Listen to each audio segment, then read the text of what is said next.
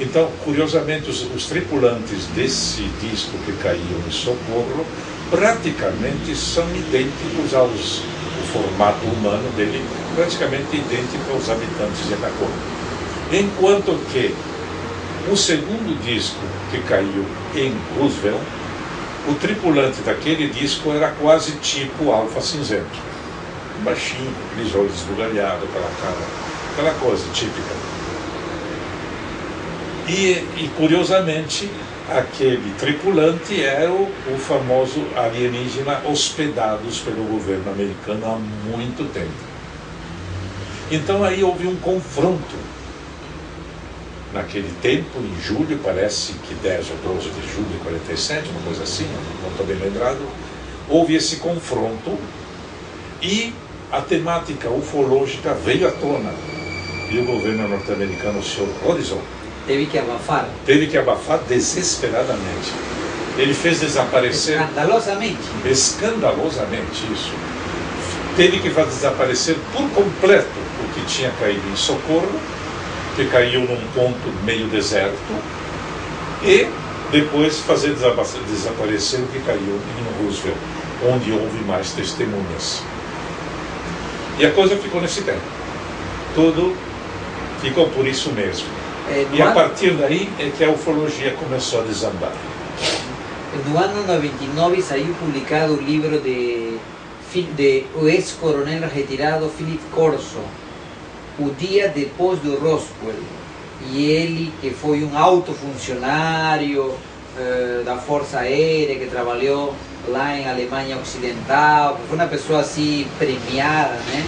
Ele, antes de morrer, né, ele escreve um livro e fala que Roswell foi um fato real e que não somente isso, senão que a tecnologia achada aí foi utilizada, né, por até algumas empresas, ou seja, algumas indústrias, né, para se aproveitar através da engenharia reversa, né, e acelerar, né, as tecnologias, a inovação, né, uma coisa interessante que escreveu esse coronel, né, Philip Corso.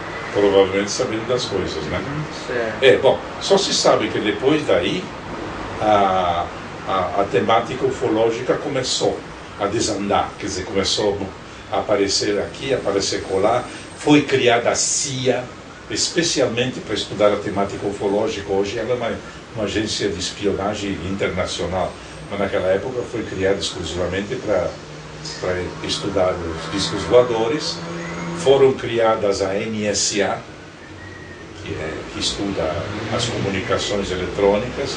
Foi criada o... NSA seria, não é NASA, não é... Não, Serviço Secreto. NSA. National Security, não sei o quê. Certo. Ele é um serviço poderosíssimo, mais poderoso que a CIA, e mais poderoso que a FBI.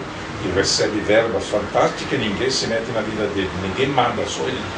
Mas ele sabe de tudo a respeito de discos voadores, a respeito de comunicações. Ele penetra em tudo, sabe de tudo. E foi criado naquela época. Então, a partir daquela época, começaram a aparecer os tais de disco voador, porque se tornaram presença. Presença, primeiro porque havia terminado o segundo conflito mundial. E segundo porque o homem começou a fazer as tais de experiências com bomba atômica. E com essas experiências de bomba atômica, ele estava, de alguma maneira, atrapalhando a vida dos habitantes de mundos subterrâneos e mundos submarinos. E por isso que eles tiveram que vir à tona para ver se impediam as tais de experiências idiotas que os humanos faziam. E daí em diante a coisa desandou. Bom, se criaram então até serviços secretos de estudo de discos voadores, aquela turma que investigava como é que era o negócio do Projeto Azul, Blue Book. Uma patifaria, uma cretinice que só vivia bisbilhotando se alguém sabia a respeito de discos voadores.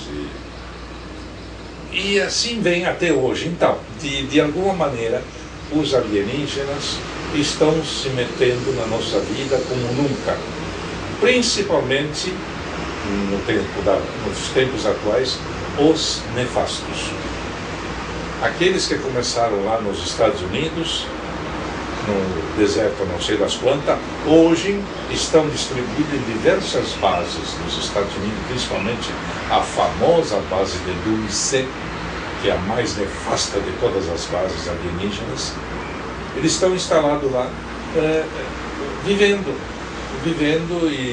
e fazendo estudo com seres humanos, né? Como o beneplácito do governo americano, de certa forma. E contra eles, contra essa turma nefastas, existiriam então estes outros que viriam de alguns mundos subterrâneos, que viriam da Terra Oca e que viriam também do lado externo, de mundos fora da Terra. E há confrontos entre alienígenas, eu chamo ele benevolente, e nefastos, até os dias de hoje. E parece que a pretensão desses alienígenas nefastos, juntamente com seres humanos da pior espécie possível, é conseguir a hegemonia mundial e implantar a nova ordem. Tipo de totalitarismo. A nova ordem, o famoso neomundismo, tudo e estão trabalhando intensamente para que isso aconteça. Doutor Ernesto, nos pode contar um pouquinho acerca de sua experiência pessoal? Como que você se interessou? Quando e como que você se interessou? Porque na biografia dos livros nos fala que você já é uma pessoa que mexe com ufologia há muitas décadas, né? Como começou o seu interesse na ufologia? De quando começou? Bom, eu era um rapazola de 15, 16 anos, quando 46, 47, 48, né? Em suma, de 48 a 50. Praticamente você acompanhou toda a história contemporânea da ufologia que começa no ano 47, que oficialmente está... Eu não diria que teria começado no 47, eu comecei um pouquinho mais tarde, 48, 49. Mas por quê? Porque começaram a aparecer reportagens sobre objetos voadores estranhos, sobre não sei o quê, com possíveis invasões alienígenas, os marcianos estariam tomando conta da Terra, os venusinos, porque naqueles tempos não se falava em alienígena, se falava em extraterrestre, geralmente se falava em marciano, selenita, venusino, habitante de Ganímede, de não sei o quê, blá, blá, blá, blá. Bem, eu comecei a me interessar naturalmente pela temática e de uma maneira assim toda especial. Por quê? Porque eu desejava que essa história ufológica fosse verdadeira. Porque desde o começo, não sei por que cargas d'água, quem é que me